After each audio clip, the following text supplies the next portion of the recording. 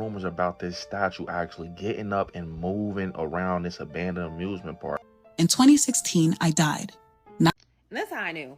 This is how I knew I would make it in a scary movie. Story, me, my mom, and my dad went on a family trip to Savannah, Georgia. I need to tell you this ghost story. This happened 25 years ago and we still can't shake it. So the user starts the story off by saying that their parents... Please, I don't have any time for any gossip now. Eh? Yes. Look at you. Do something with it. It's just money coming to me easily. Money coming in and needing me. Money coming in repeatedly. Money coming, it's just money coming. It's just money coming to me frequently.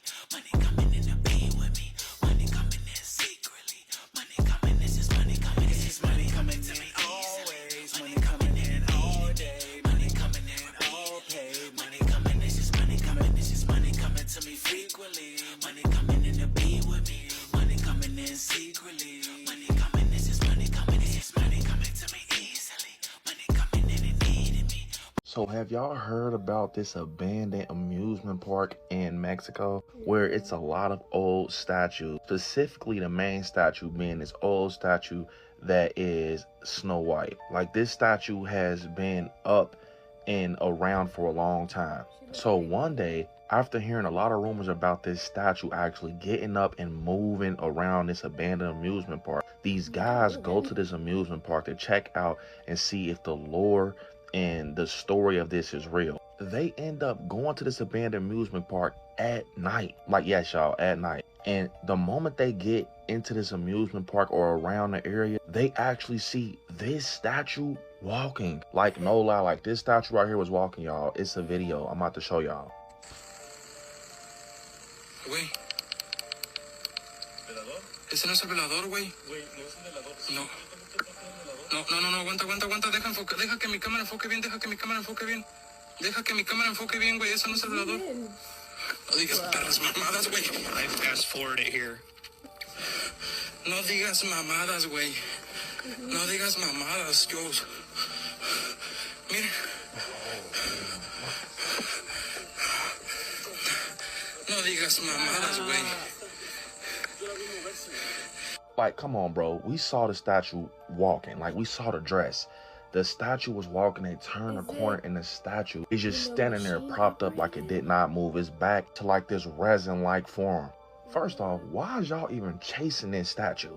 But I've always had this thought that when I walk past the statue, maybe they turn their heads, they look, or they blink. Bro, why someone else go to this amusement park, y'all? They walk up to the statue and they blink. And it's at night. Check this out.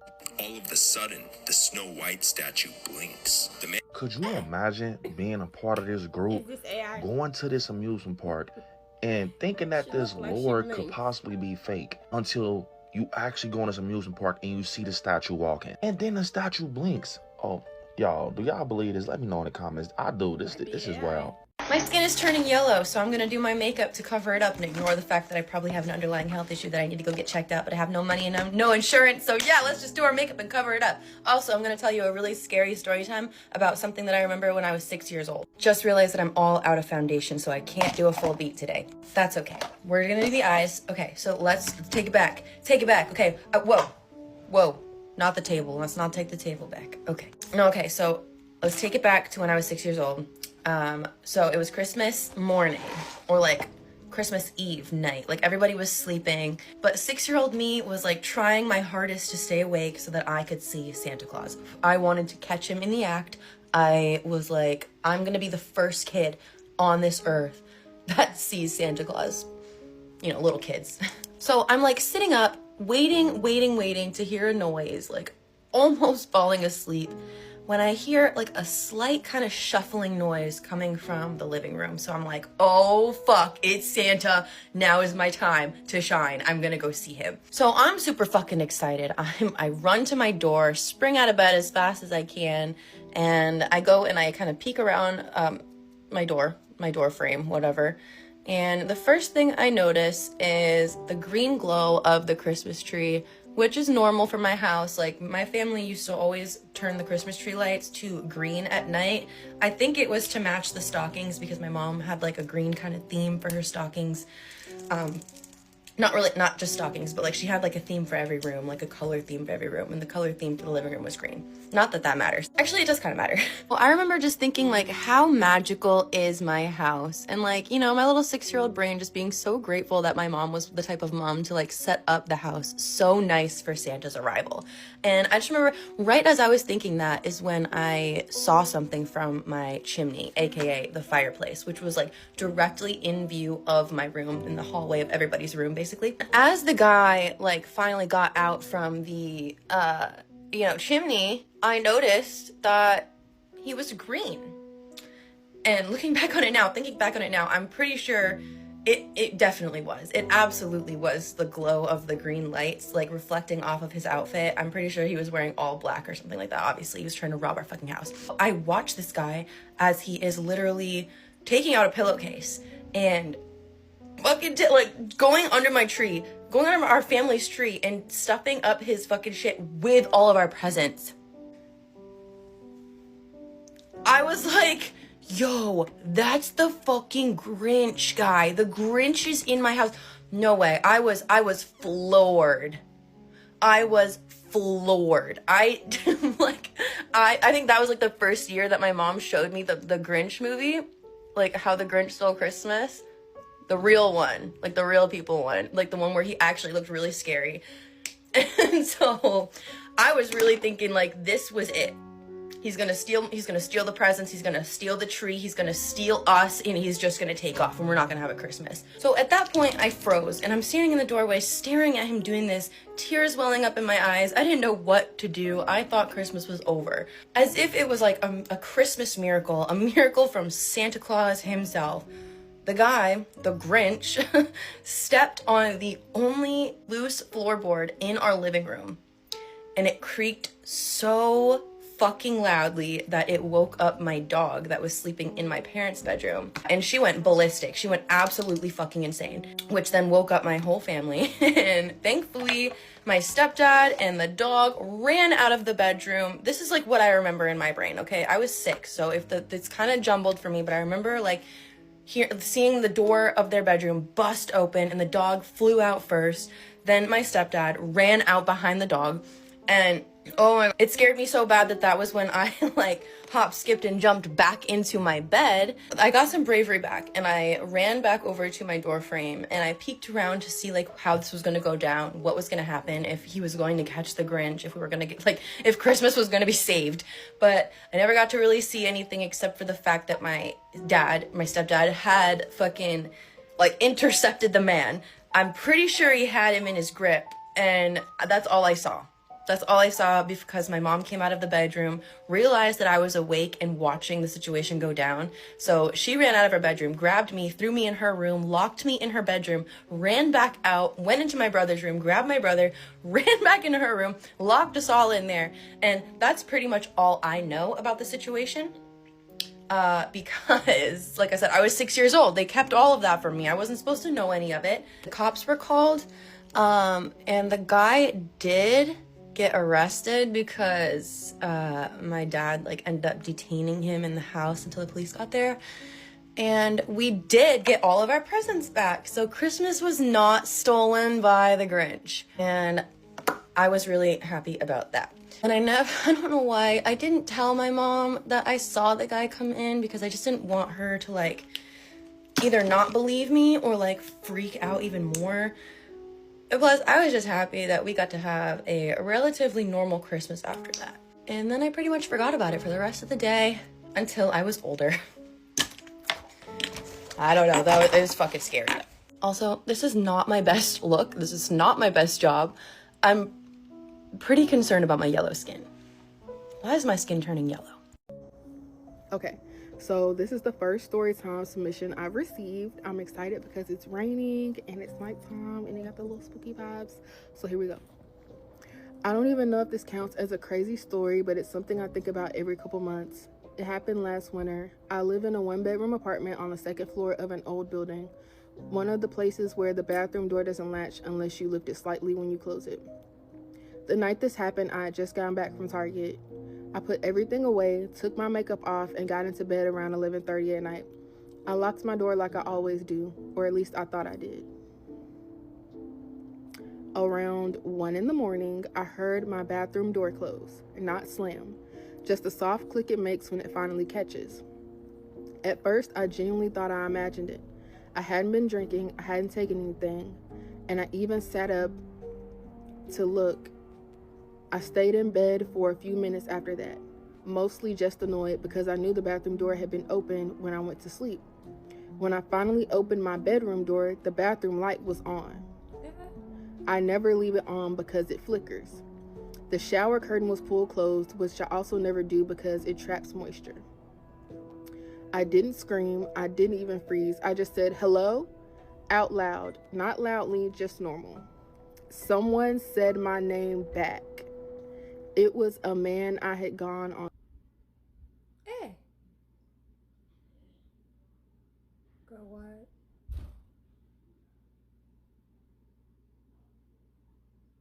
You know what?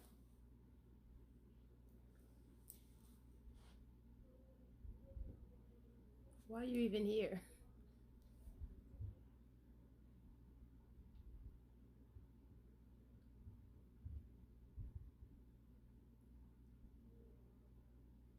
You have to do this here?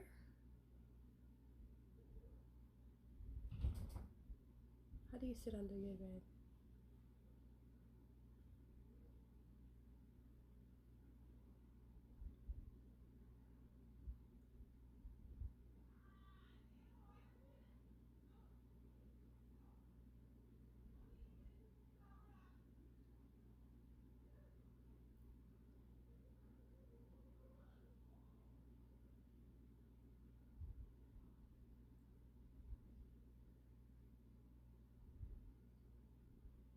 I bet.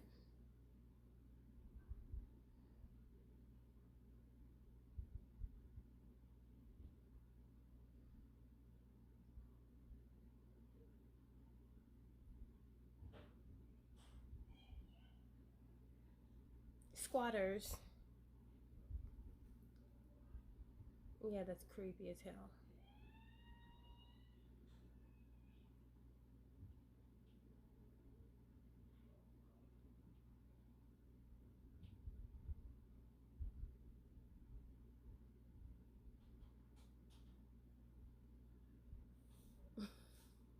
That was crazy. I need to tell you this ghost story. This happened 25 years ago and we still can't shake it. So the user starts the story off by saying that their parents got married 25 years ago and were in search of a small little place that they could afford. They ended up finding something perfect.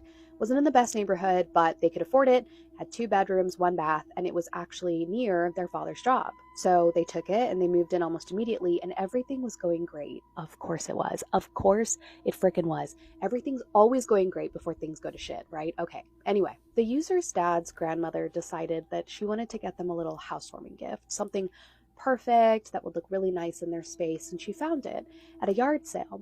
It was a vintage singing, spinning clown. Oh, Lord. Why? Genuinely, why? Well, Right. the user's mother didn't want to seem ungrateful or like she didn't want the gift, but she was deathly afraid of clowns. Despite this, though, she took the gift and she displayed it in her home on one of her kitchen shelves. She would go on to just try and ignore the clown because she really was unsettled by it. But about a week later, she noticed that there was something seriously wrong with it. The clown would go off on its own. It would start singing and spinning, all without being touched. Now, I could probably excuse this, okay, if the figurine had like faulty mechanisms or whatever, but it's a wind-up. And for wind-ups to go off on their own, it's almost impossible. There's like a spring inside, right, that needs to be wound up physically. There needs to be that energy there. When the energy is being used, that's when the wind-up toy moves. Right. But once it's gone until somebody else comes along and winds it up. So this really just doesn't make any sense. There's no batteries, there's nothing in it. For a wind-up clown to be singing and spinning on its own, I'm out, honestly. I'm done. The more sinister thing is that the clown would almost be calculated. It would almost wait until it knew when she was going to be the most scared with it going off. It would wait until she was alone. It would wait until the middle of the night. It knew that it was just going to get the best reaction out of her. Eventually, she'd had enough. She grabbed the clown, she chucked it in the trash, and she waited for garbage day. Eventually, it came, they picked it up off the curb, she washed her hands of it. I'm done with the clown. Do we see where this is going? Because I do. A few days later, she comes into the kitchen to find the clown sitting on his frickin' shelf where he was a few days ago. She had had enough. She called her mother-in-law. She's like, I don't know what's going on. I need this thing out of my house. So the mother-in-law comes over, and as she picks the clown up to show her mother-in-law, the head starts spinning. What the? Mother-in-law takes the clown, puts it in her car, and she drives it straight to the dump. She says, we're done with this officially. And they were. It didn't come back. But the damage had been done. Whatever wanted to wind up this clown in order to wind up the user's mother was in the house, and it was in the house to stay. One day when the user's mother came home, she was unloading groceries from the trunk of her car, and she looks up to see a man standing by a tree in her yard, in a black hat, staring at her. Naturally, this freaked her out, so she grabs her groceries and runs inside. Her and her husband just kind of chalk it up to the fact that they live in a not-so-nice neighborhood, and it was a one-off experience, until her niece and nephew refused to spend the night at her house anymore because they said that every night they would go to sleep, there was a tall man standing at the foot of their bed, staring at them with a black hat. On another occasion, the user's mother found herself home alone when her husband went fishing one night. And as she's making the usual rounds, locking up the house and making sure everything's secure and put away, she hears something coming from the spare bedroom. And it wasn't just a small noise either. She said it sounded like the furniture in that room was being picked up and thrown against the wall over and over and over again. She ran out of the house and called her husband. When he came home expecting to see the house trashed, thinking a burglar had gone in, everything in the home was as it should have been. Everything was in its place, and the spare bedroom looked like it hadn't been touched in days. All the doors were locked, all the windows were secure, and from then on, the user's mother refused to be alone in that house anymore. At this point, though, whatever was in the home no longer cared if she was there by herself.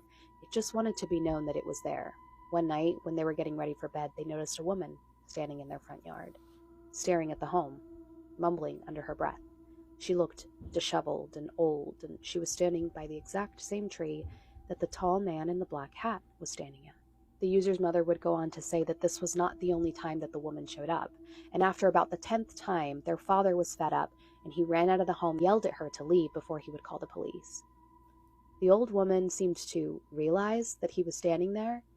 She turned slowly to him and said, "You can't get rid of us all," smirked, and walked away. Hell no. Hell no. Absolutely not. Absolutely not. Two things that creep me out: scary stories with kids, scary stories with old people. Old people are freaking creepy. I'm so sorry. And on a routine maintenance call that they made to the owner of the home, in which he refused to cross the threshold, the neighbor decided to fill them in on what had happened there. It turns out that the owners of the home were actually two brothers who grew up there and whose father had actually passed away in the home. And he was a very mean and angry, tall man who always wore a black hat. I hated reading this. I read this last night, and I'm telling you that I could not sleep. What I think is going on here is that the spirit of the father doesn't want anyone in his house. Just the fact that the two brothers who now own the home, the fact that they don't even want to cross the threshold into that house, that they could probably just feel the energy that's in there and they want nothing to do with it, is very telling. Guys, even my little guy was so scared that his little underpants were coming down. Hi, Madam Fear. I haven't told anyone this, not even my family. I'm not asking you to believe me, just tell it. In 2016, I died. Not legally, not medically, but I felt it, fully. I was in a car accident outside of Portland. Black ice, late December. I remember my car spinning. I remember a truck coming straight for me. And then, impact. But not what you'd expect. There was no pain, no sound, just stillness. Like I was stuck inside a thick layer of glass. Then I blinked. And I was driving again. Same stretch of highway, same date, but no ice. Sunny, dry, like it never happened. At first, I thought it was a weird dream, but everything felt off. My roommate's tattoo, different design. My favorite cereal never existed. Even my Spotify playlist had songs I'd never added. But I didn't say anything, not until last year, when I saw the obituary. My name, my birthday, my high school photo, but it wasn't me, or not this version, my mom says it was just someone with the same name. But I remember her funeral. I remember standing in the back row, watching her cry for me. But I was still alive, still here. Except something's different now. Colors look too sharp. Sometimes I hear songs before they start. And when I look in the mirror too long, I feel like the reflection is waiting for me to blink first. I used to think it was PTSD until last week. I was walking to the corner store when a woman stopped me. She stared, pale, trembling, and said, "You shouldn't be here." Then she ran. I don't know what this is, a glitch, a second chance, a punishment, but I know I died in 2016, and I don't think I was supposed to wake up. So what do you believe? Parallel dimensions or something that refused to let go? If you ever felt like you slipped through reality, DM your story. We'll share it live only on Madam Fear. Because that's how I knew. This is how I knew I would make it in a scary movie. Story, me, my mom, and my dad went on a family trip to Savannah, Georgia. If you know the history of Savannah, Georgia, or anything about Savannah, Georgia, you know it's a very ghosty, spooky place. Like, me and my mom and my dad go on this ghost tour, and it's in a trolley, and it's taking you all around Savannah, Georgia. And we have 2 stops left, and we get off at the first place. Mom's in front of me. My dad, everyone else had went in front of us, but I was really scared to go in, and my mom and the lady had talked me into going in. We walk up, and I just kind of feel like dread, like in the pit of my stomach. It's just like, oh, it goes doorway, and then there's like maybe a 5-foot long hallway and another door. So it's 2 double doors and a like 5-foot long hallway. My mom opens the first door, and I walk in behind her, and immediately I feel like I can't breathe. Like I am gasping for air. I'm like, breathe. Like I'm like, okay. And like my mom's like thinking like, whatever, this girl's a teenager. She has teenage angst. She's just being dramatic, whatever. And I'm like, no, something is like really wrong. And so as we're going through, we walk down the hallway, and again, I just get so freaking nervous. And I'm like, I feel like there's a gust of wind that hit me. And as we're walking through the second set of doors into the big space that we're supposed to meet the rest of the group, I feel this searing pain in between my shoulder blades and my back. And I felt very sad and scared, and then so angry, like the visceral reaction of those emotions. Mind you, it was just a casual Tuesday, right? I did not feel any of the things. Like I felt all that emotion, and the amount of pain that my back was in. I was like, oh, I know what's up. I know what was happening.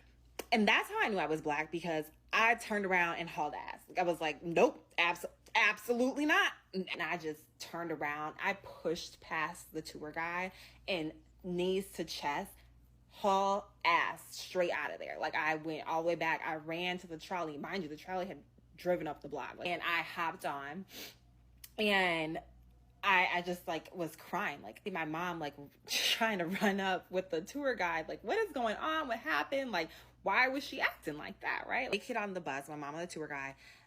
And I'm like catching my breath. Like I was hyperventilating. I was like, mind you, when I was leaving out the door again, I still felt that gust of wind on my face, and like I couldn't breathe.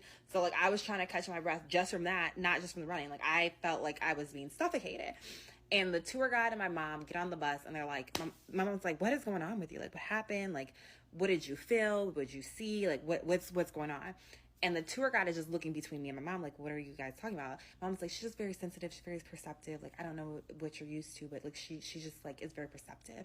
And the tour guide's like, well, Nia, tell us like what you felt. And I explained to her, I felt the gust of wind. I felt like I couldn't breathe in between the first door in the hallway. And then I felt like this pain in my back.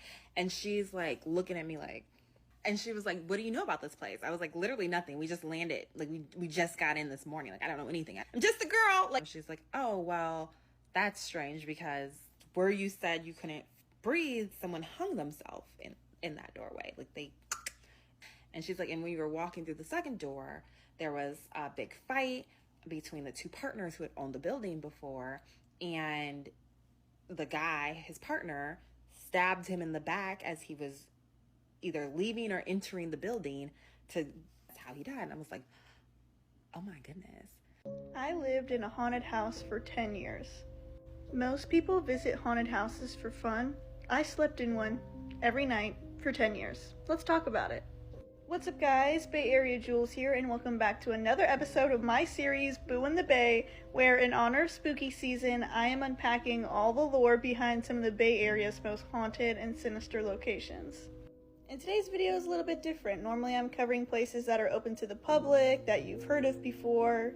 But today's story is my own story to tell from my own haunted house that I lived in from the time I was 15 until I was 25. So throughout the course of 10 years living there, so many things have happened, and not just to me, but mainly to my sister and my mom. So if you guys like this story, I have so many more stories of things that have happened in that house, and hopefully I can try to convince my mom or my sister to come on here and share a story from something that happened to them in that house. Because I feel like more of the crazier things happened to them. Okay, so let's get into a little bit of a backstory. This is what the outside of my home looked like. This was our front door. This was our kitchen, the garage is right here, and then this front room right here was my bedroom. If you were looking in our entryway through our front door, you would be led into the living room. Right over here was the kitchen, the hallway was down this way, and the first door on the left of the hallway was my bedroom. And this is what it looked like. These are just the pictures from Zillow from when the house sold in 2024.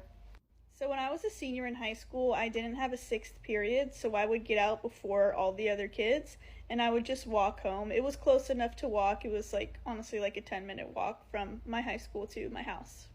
And this was in the fall time, so during that time, I was doing cross country for my high school's cross country team. So I would get out of school like 50 minutes early. I would go home, usually have a snack or get ahead of my homework or something like that, and then I would walk back to school for when my practice started at like 3:30. So I come home, and this particular day, my mom is working from home, so she asked if I wanted to go run some errands with her really quickly. I said, no, I'm gonna hang back and try to get ahead on my homework. So she said, okay, that's fine, so just walk me out and make sure that you shut the door behind me and lock the door. So I said, cool, and at the time, my family and I had 4 cats, right? This is important to the story. So I walk her out to her car, and all 4 of our cats, they were indoor-outdoor cats, so when I opened the door and my mom walked out to her car, all of our cats ran out, which was normal at that time, like they wanted to have some outside time or whatever. I come back in the house, I shut the front door, lock it, and I go into my room to start my homework. And I shut the door behind me. Now, for the most part, our cats were pretty well behaved, but one of our cats in particular, whenever he wanted to go out, he would scratch and paw at the door, and it made like a very particular, distinct sound that nothing else would make that sound. I'm on my paper with my bedroom door closed, and I hear the scratching sound at my door. I assume it's just my cat wanting to be let out, so I open the door to my bedroom, and there's nothing there. I looked down the hallway, I looked to one side, and I looked to another side, didn't see anything, so I just continue on with my paper. Shortly after, I hear the scratching sound again. This time, I open the door, there's still nothing there, so I go to our front door to see, okay, maybe he scratched at my door, and then immediately ran to the front door, or immediately ran to the back door of our house because he, needed to go to the bathroom, or wanted to be let out, or something like that. I checked the front door, I checked the back door, and there's nothing there. It happens for a third time, and this time I'm agitated, right? I'm trying to get my paper done. I'm annoyed. So I check high and low all over my house for my cat. Can't find him. And then it dawned on me that when I went to let my mom out and walk her to her car, all 4 of my cats ran out of the house, and they were all outside. So what was scratching at my door? I have no idea. If you guys want more stories from the time that I lived in my haunted house, let me know. As always, let me know what place you want me to cover next for my Boo in the Bay series. Stay safe, and I will see you in my next video. So I've been debating if I want to tell this story that recently happened to me, but it's stayed in my mind, and I feel like this is a way to maybe get an answer, or just somebody who can understand a better way. So, I'm a spiritual person, but I wouldn't necessarily call myself, a new age spiritual person. I never really, believe in, the evil eye. I don't even know if it's a new age. That's what I'm saying. I'm not even really into it that much. I didn't really know. But this event made me get one. Literally, as soon as I was able, after this happened, I got one. So recently, me and my older sister, we went on a trip to Miami, right? It was a lot of fun. I had a great time. But we were already upstate and we needed to get to New York City, right? So we were like, okay, let's just drive down and park the car. So I'm not exactly sure where we were, but I'm going to try my best to give as much details as I can. So when you drive from like certain parts of upstate to New York City, it take like 5-6 hours, and they take you out of the state. Like you go through Pennsylvania and enter back into New York through Jersey. So we were driving, and it's late at this point. It's maybe like 2-3 in the morning. So we're both tired, and then it gets to a point where we were supposed to take an exit. I forgot what the name of the exit was, but we ended up missing it. Like we ended up missing that exit and staying on the main road that it was taking us on. We didn't get off on the exit that we were supposed to. So like as we were going down this road, more and more cars started disappearing. And then literally at some point it was just us for at least 30 minutes just on this road. And yeah, it's late at night, so like not completely out of the ordinary, but yeah. So then it gets to a point where my sister needs to use the bathroom, right? So we pull up to this like roadside, it's like it looked like a rudimentary truck stop. It had just one big trailer truck and then 2 porta potties and like literally 1 street lamp. Like that was the stop. But she really needed to use the bathroom, so we just decided to stop there. I feel like as I'm telling this story, I'm getting like choked up. It's so weird, but so anyways, pull up to this truck stop. Like I said, we're literally the only people there. The truck is turned off. We don't know if it's empty. Like I didn't go look. It's parked like a little bit ahead of us, and we pull up next to the lights, so we're parked underneath the light, right? So my sister gets out, and she's like, okay, I'm gonna go use the bathroom. So she goes, and then when she opens the porta potty, I could tell it was nasty. Like I could tell by the look on her face that it was nasty. So I just seen her like grab a bunch of toilet paper and go behind it because like I said, it's empty. We're in the middle of like the woods. Literally it's nothing around but this truck stop, continuous road and woods. So like she's behind it. I can still see her head. Like there's some bush or whatever, but I can still see her head. So I'm just watching her, just making sure that everything's good, you know, like I'm looking in the mirrors and whatnot to make sure like nobody don't roll up or something. So then as she's like getting up, I heard something in the woods that was so loud. Everybody in the car should have heard it. Oh yeah, my boyfriend was in the back seat too. Everybody in the car should have heard it. But this entire time he's been knocked out. Like he has not. He was knocked out for all of this. What I heard sounded like somebody took the last portion of a Morning Dove's call and recorded it and then like stretched out that recording and was like playing it in the woods. Like I don't know any other way to describe it.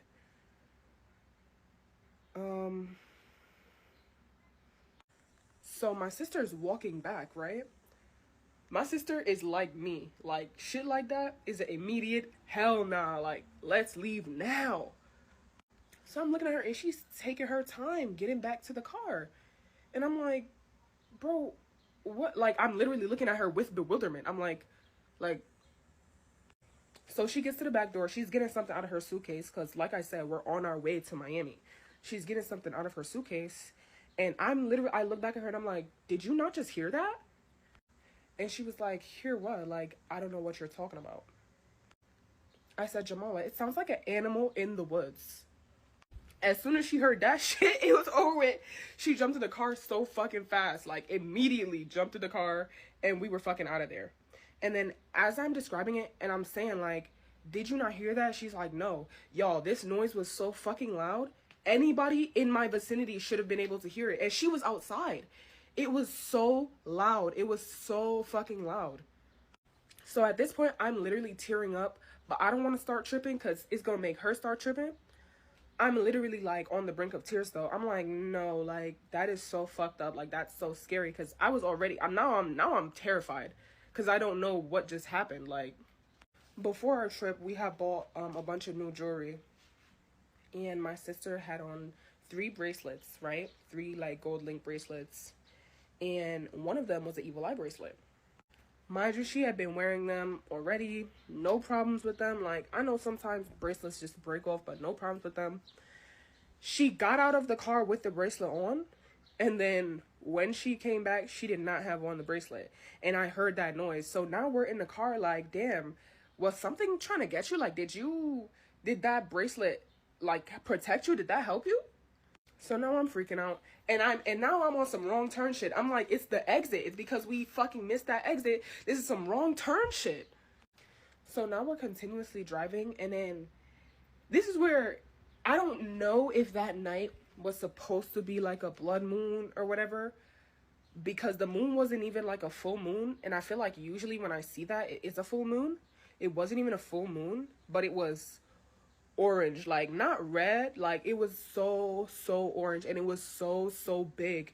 And I swear, like as we were driving, the moon, like it looked like a false moon. Like I don't know how to explain it because it was such a weird feeling and such an eerie vibe, and there was no other fucking cars for hours after we left that shit. There was no other cars. We started seeing cars like maybe an hour and a half outside of the city. Like, I don't know where the fuck we were, dude. It was so bad that literally while we were driving, we were like, no, like, write down where we are right now. I think I was so tired. So I put down Willowemoc in my notes. I don't know if that was somewhere we were near to. We were in Sullivan County. I know that. Like, we were just in the middle of fucking nowhere and nothing around for so long. And the crazy part is the entire time we were literally like screaming, making mad noise, trying to wake my boyfriend up, and he was dead asleep. Like almost like some shit was keeping him asleep. No funny shit, like dead fucking asleep. And yes, it's late. We're driving in the middle of the night, but just like the circumstances, it was already so scary. Like everything just seemed fucked up. So like if you are a person who knows a lot about like North American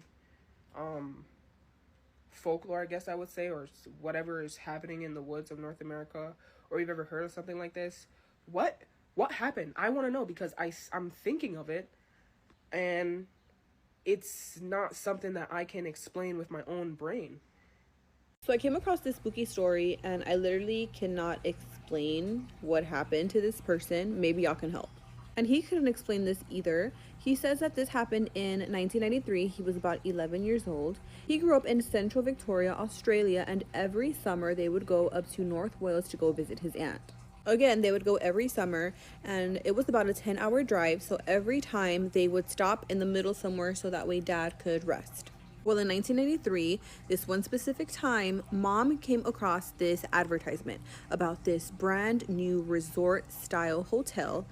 Huge, beautiful, and she wanted to stay there, so she called, booked a reservation, and that was that. So on their way back home from their aunt's house, that is when they were going to stay at this resort. They brought out the map, they found the road, and it was about an hour and 15-minute drive of pure nothing. It was literally just desert.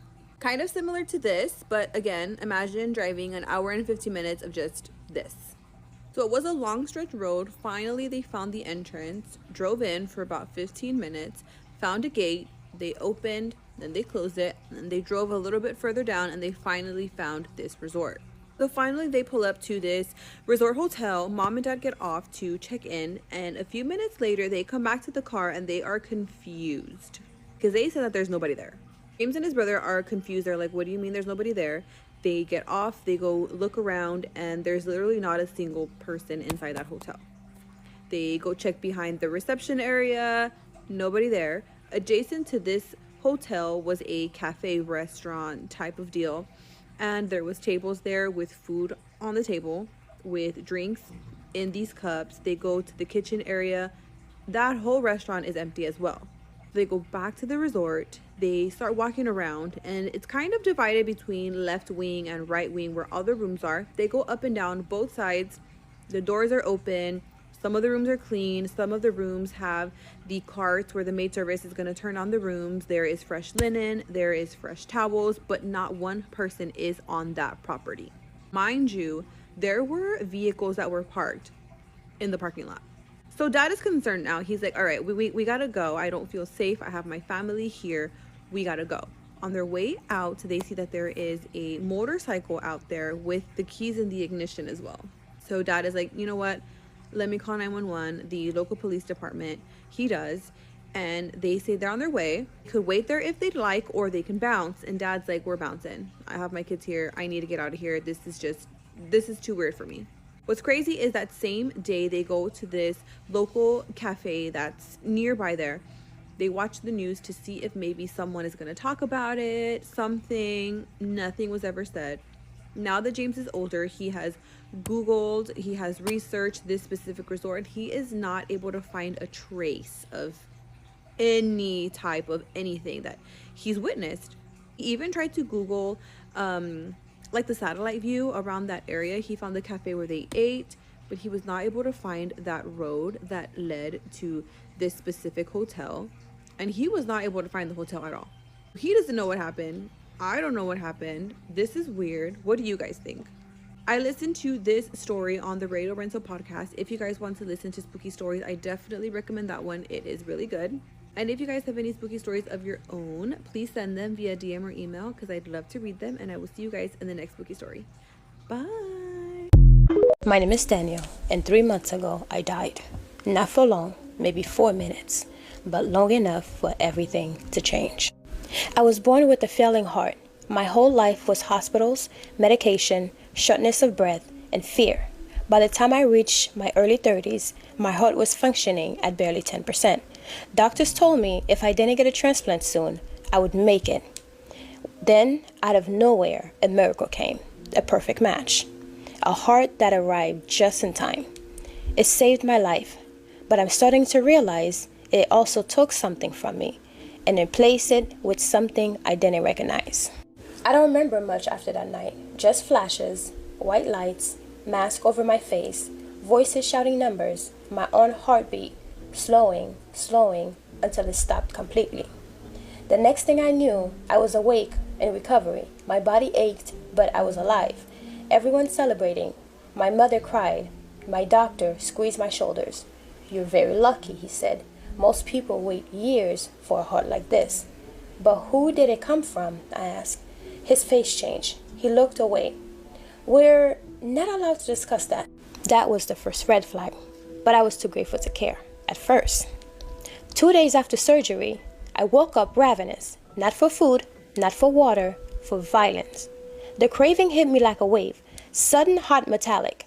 I looked at the nurse adjusting my IV, and for a split second imagined grabbing her pin and driving it into her neck. The thought scared me so much I jerked back, almost ripping out my stitches. What was wrong with me? I've never had violent impulses before, not even in childhood. But after the transplant, my mind was flooded with them. Thoughts that weren't mine, images that felt like memories, but not from my life. A church basement, a dirt road at night, a woman running barefoot, hands, my hands, reaching out to grab her. I tried to tell myself it was just trauma, the anesthesia, the recovery. But things only got worse. By week 2, I couldn't sleep. My new heart pounded constantly, like it was trying to speak to me, or escape my chest. I felt it beating at nighttime, echoing in my throat and my skull, urging me to get up, to go outside, to hunt. My mother visited one evening and brought me soup. She sat across from me, smiling, talking about how bright my future looked now. I stared at her arms, her throat, her pulse. I forced myself to look away, pretending I was wiping my face. I was terrified of myself. It wasn't me. It was the heart. It had to be.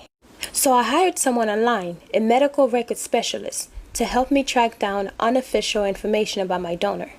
3 days later, he called me in a whisper. Daniel, I think you need to sit down. My donor had been a man named Eric Mallory, age 42, A serial offender convicted twice, suspected on 6 more disappearances, unalived in prison after a violent altercation. My stomach twist, bile rising in my throat. I had the heart of a predator beating inside of me. A heart that remembered, a heart that wanted to finish what it started. One night, I woke up standing, not lying down, not sitting, standing outside, barefoot in the dark, cold street. I had no memories of leaving the house. My hands were muddy, my feet were bleeding, and in the distance, maybe 100 feet away, a woman running. She looked terrified. I blinked, and suddenly I was back in my bed, drenched in sweat. But the mud was still under my nails, the blood still on my soles. Had I sleepwalked? Had I chased someone? Had I hurt someone? I checked the local news the next day. A woman a few blocks away reported a man lurking outside her home at 3 a.m. She gave a description. It was me. I don't know how long I can hold myself back. The impulses are getting stronger. Sometimes I swear I can hear it in my heart speaking to me, not in words, but in urges and instincts. It beats faster when I pass strangers. It pounds harder around fear, like it's hungry. My doctor says trauma or surgery can create personality changes, but this is not trauma. This is possession. I don't think I got a heart transplant. I think I inherited a curse. And I don't know how much longer Daniel, the real Daniel, will still stay in control. So if you ever walk alone at night and you hear footsteps behind you and your instinct tell you to run, listen, because someone out there has a new heart, a dangerous one, a hungry one, and is beating inside a man who's losing himself day by day. If you see me, let's not meet. Oof. This was a bizarre story. When I read it, all I can think about is now I do hear stories about people who get transplants, like eye transplant, heart, they will tell you, oh, I feel different, or they can, they feel connected to the person who donated the heart, the eye, whatever the case may be. They feel connected to them, and that is the reason why sometimes the family will stay connected, right? Which is a good thing. But I always wonder, if, for example, someone has like an eye, can you see what the person before you used to see? You know what I mean? And or can you feel if you got like maybe a lung or a heart? Do you love differently? Do you love like the person who donated the heart to you? Or do you still feel the same way that you felt before you received a stranger's heart? And it's an amazing thing that, we have the technology nowadays that you can transfer someone else's heart into another person. But I always wonder if something like this has ever happened. So I don't know for sure if this is a real story, but it definitely gave me chills when I read the story, because I've always wondered whether or not when you receive a part of somebody else's body, in like surgery because you need a transplant, do you feel that person? Do you feel different? I do wonder. And you guys let me know if you know anyone who ever got a transplant. God forbid you ever need to get a transplant, right? I do wonder if you feel different after the transplant, if you feel like that person, if you feel them inside of you, if you crave the food. I remember I was reading the story of this one lady who basically got a heart transplant, and she started craving chicken nuggets, and she used to be a vegetarian, which is very, very interesting that she would crave chicken nuggets after the heart that she got, from somebody else, which lets me know, the person, whatever they loved. Well, imagine though if that person had like a husband and all of a sudden you start falling in love with that person's husband. That's crazy. That would be crazy. Let me know what you guys think about this story, because I thought it was very interesting. That's why I brought it to you guys. Let me know. Talk to you guys later. Like I said, we're going to touch up some stuff on this book. So in this book is called Spell of Abundance, Love, Wealth, and Protection. So in this book, on the first page, actually, I have a glamour affirmation that you will basically say, you stand in front of the mirror and you stare at yourself and you admire yourself, and you will say to yourself how beautiful you are. You'll basically seal this, your beauty, like your glam, after you've done your makeup, or even stand in front of the mirror naked with nothing on, so you can really reaffirm yourself of your beauty, of your confidence and all that. This book is mainly for like self-confidence and self-elevation, you know, calling the goddess in you, calling the divinity in you, you know, calling the beauty in you. And also work with the moon, because the moon represents the woman, the mother, womb, water, all of this. So yeah, I have all the steps in here of all the spells that you need to do. It even has one for to get rid of unwanted guests. It's pretty funny. To get rid of unwanted guests. And this book right here, right? So I'm gonna run down real quick of all the materials that you're going to need. You will need a brand new broom. It has to be brand new. And you'll need a piece of parchment paper, a black pen, a black trash bag, because we're going to get rid of this sucker, right? And of course your intentions. And also I have spells on here that you can say. I have daily affirmations. And also I have spells on here that you can do every single day to work with the energy of the planets of the day, and also the archangels that work with the day. So anyways, there's so many spells. There's a 7-day manifestation spell with archangels. And let's see. A 30-day money spell with bay leaves and the Fihu sign, which is a money sign. It's like an F with the extra part. Anyways, the symbol's there, and I even show you like what you need to do, what the sigil look like, all that. And the keys to enhance your spell. So there are different things on here on how to enhance your spell and basically grow your finance, grow your love, self-love, self-admiration, chance to say to yourself to give you that extra energy to go about your day. And also tips to enhance your spell. Oh, I already said this. And morning coffee abundance prosperity spell. You guys remember I just shared a video about morning coffee and how important it is when it comes to hoodoo, and how you can basically use your first cup of coffee in the morning to manifest a better life or a better day, or to bring forth money to you. So don't let, you know, you're already doing these things anyway, so you might as well just incorporate something a little bit extra to basically boost your thing. And here's to influence your boss spell. So this one, I'm sure people who are actually working are going to love this. It's to influence your boss and attract favors towards you at work. Because look, in this economy, we're all working and we need some boost at work, and we also sometimes need to be tied to our job, so therefore you don't get fired. You know what I mean? So there's some stuff that you could do to basically tie yourself to your job, and or tie the job to you. And once you're done and you're all tired of that job, you can get rid of it. It's not something that's completely permanent, but use magic, guys. It's here for you to use. You have the herbs in your closet, you have the herbs in your pantry, you have the candles that you could just simply buy some candles super cheap. Use magic to elevate your life. Use magic to make yourself better. Let me tell you, Jesus was out here using magic, okay? Walking on water and stuff and turning water into wine. Sounds like magic to me. But anyways, guys, I'll talk to y'all later. Bye.